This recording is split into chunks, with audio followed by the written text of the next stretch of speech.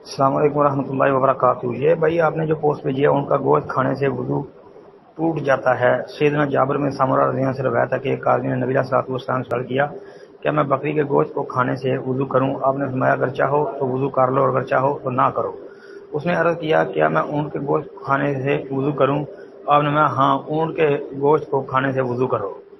عرض کیا کیا میں بکریوں کے باڑے میں نماز پڑھ لوں؟ آپ نے فرمایا ہاں۔ عرض کیا کیا میں اونٹوں کے باڑے میں نماز پڑھ لوں؟ فرمایا نہیں۔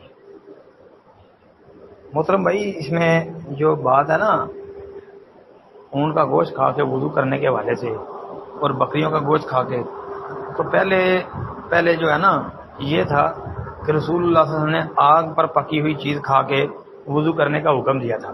پھر نبی علیہ الصلوۃ والسلام نے آگ پہ پکی ہوئی چیز کھا کے وضو نہیں کیا۔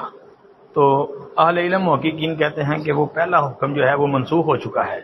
اب کوئی بندہ آگ پہ پکی چیز کھائے تو اس کو وضو کرنے کی ضرورت نہیں ہے۔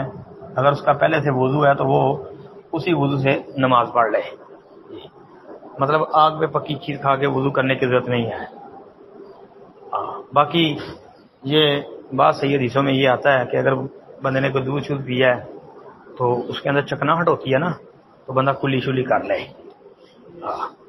تاکہ نماز کے اندر وہ منہ ہی نہ ہلاتا رہے۔ دوسرا، اونٹ کے متعلق صرف یہ حکم نبی علیہ الصلوۃ والسلام کا موجود ہے، اور وہ بھی آگ پہ پکی چیز کے ساتھ اس کا تعلق نہیں ہے۔